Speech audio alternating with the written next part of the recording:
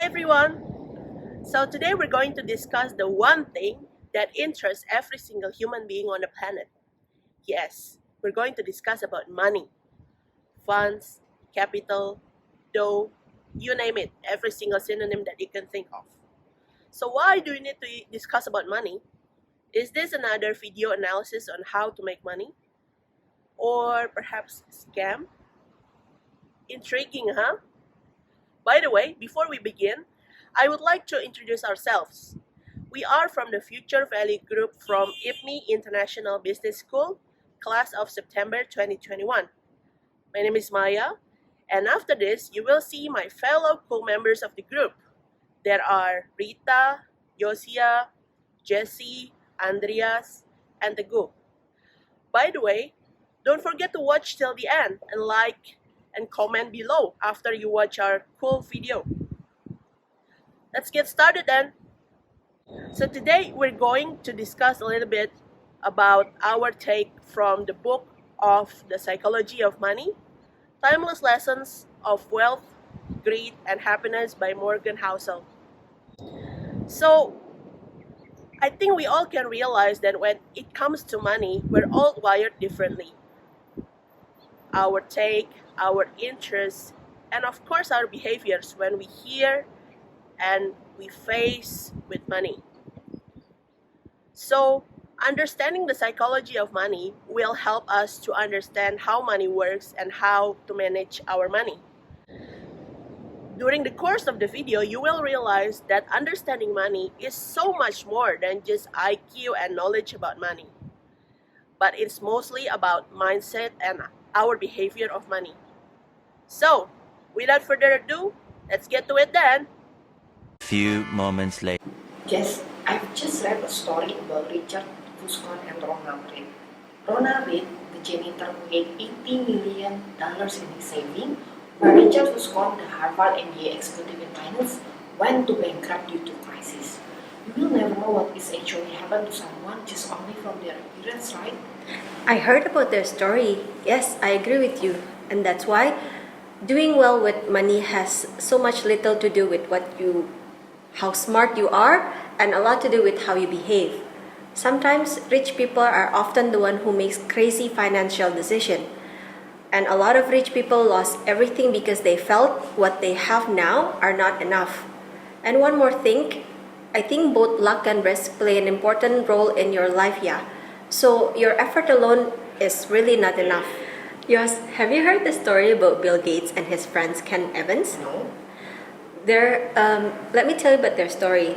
They were the best of friends from 8th grade. Both skilled with computers, have the same business minds and endless ambition. They're always talking about the future.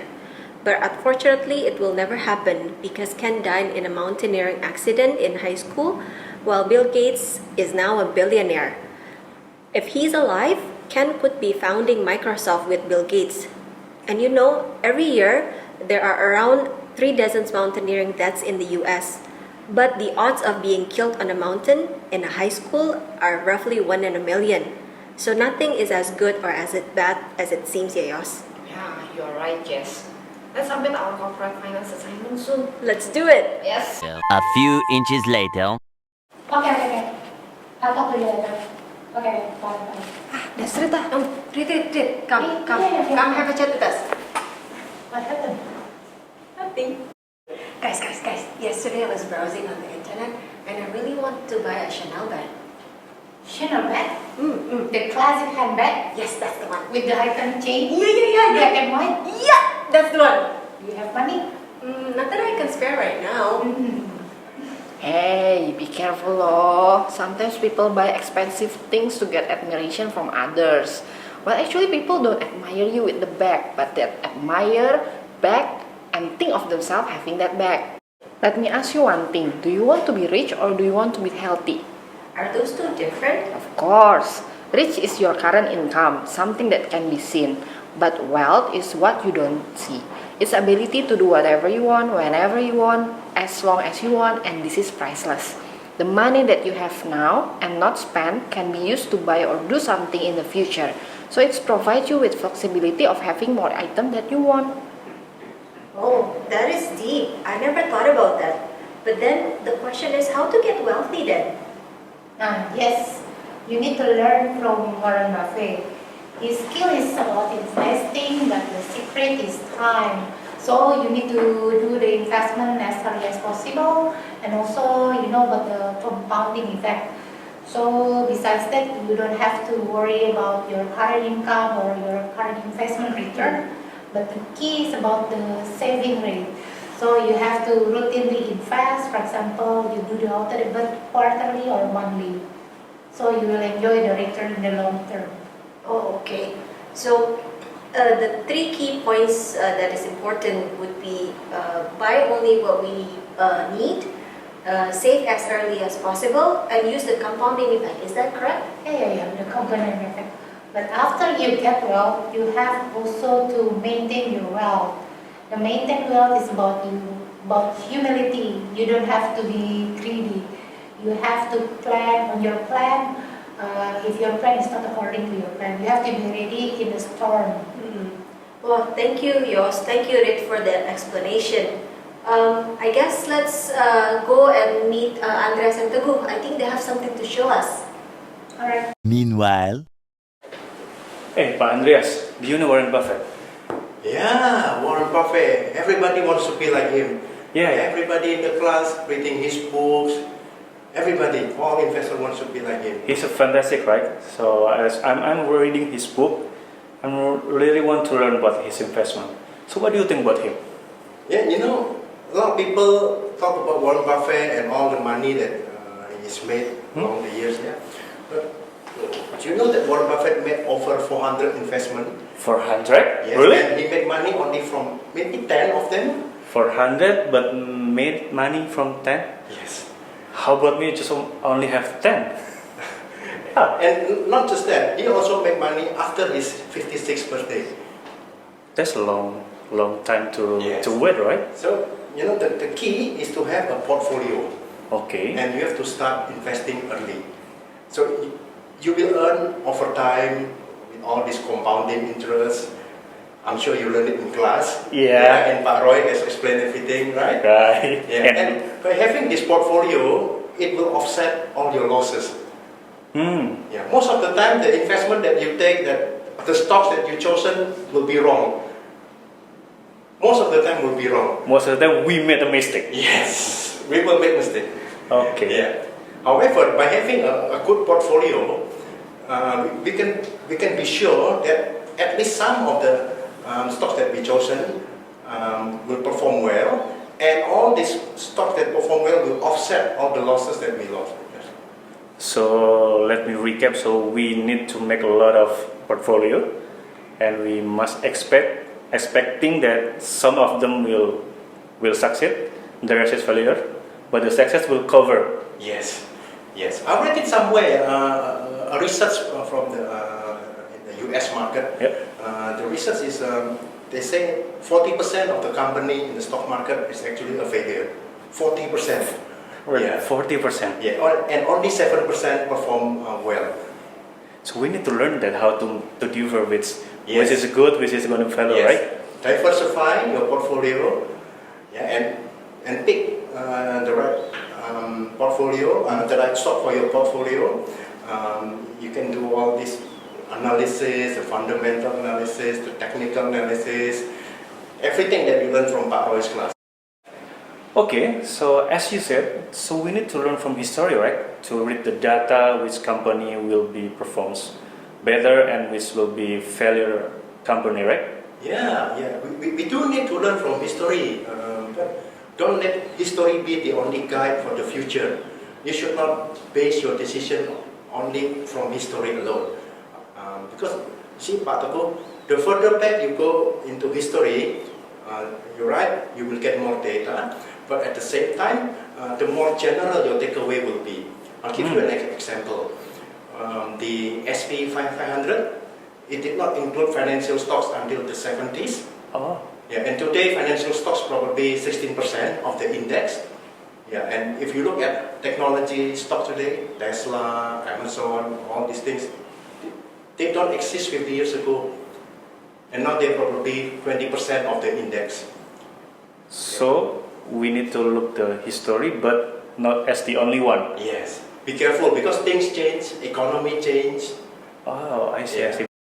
So you said that like a company like Tesla, Bukalapak, that's a new company, right? Yeah.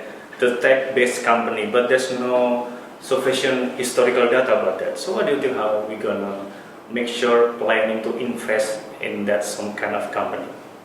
I think we just need to be prepared. Yeah, because things will not according to your plan in this investment world. Yeah. Financial investment is not a certainty. You need a margin of error, and this margin of error is basically a range of possible outcomes that you're happy with, and it only applies to you because everybody will have different expectation. Everybody will have different outcomes that are acceptable. Yeah. So let's say you want to retire at 60 years old. 50? Let's say 60. 60? Okay. Yeah, you do your maths. Say you need to earn an annual return of say 7%. But you don't know. Maybe in your 50 you may need to have an operation. Maybe you need to fix your knee or something, and it will take a chunk of your investment. Then 7% is not enough. Yeah, then I see. Yeah, that's why you need this margin of error. So even though you lost a big chunk of your investment for some things that unforeseeable, you're still okay with it. It's still acceptable for you. Okay, so we like have some kind of percentage to tolerate if Yes. something goes like not our plan. Correct. Yeah. So you need to have a gap between what you can technically endure. Means okay, I'm not losing money. I can still live in a nice way. I can still retire happily. But at the same time, you need to be this gap needs to be emotionally acceptable for you. 2 hours later. Hey, hi! Hey girls! Have you read this book? Have you completed? But don't forget, your assignment not only this book, you have to make an interim report. Do we have to? I think so. 1 minute, 37 seconds later. Okay, finally, my final piece of advice, don't listen to us. Seriously, whatever advice we just gave you in the last 10-15 minutes, don't listen to us. Beware of taking financial cues from people who are playing different game than you are. A day trader, a short-term investor, short seller, a long-term investor, they all will have different actions and different advice to give you. You need to understand your own time horizon and do not be persuaded by the action or behavior of people who are playing different game than you are. Good luck and happy investing. Epilogue. So, what is your take on money now that you've seen our little skits? I think we all can agree that behind our financial weaknesses, there are so many factors behind it. Like past experiences, perhaps, goalposts, or being overly coldly rational, which can worsen our long-term financial gains.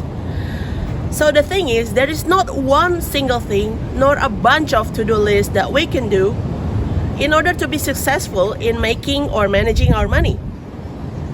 Housel's conviction is that behavior trumps any other considerations in the pursuit of financial success. Doing well with money has very little thing to do with how smart you are and a lot to do with how you behave. Engage in the right behaviors and you're likely to succeed. Similarly, no amount of intelligence, savvy, or inside information will save you from the wrong set of behaviors. So I hope you all enjoy our little book review, and this can give you clearer and better understanding on how money works. Don't forget to share your take on the lesson learned from this video. Comment below, like our video, and subscribe. This is Maya from Future Value Group signing off. Bye bye.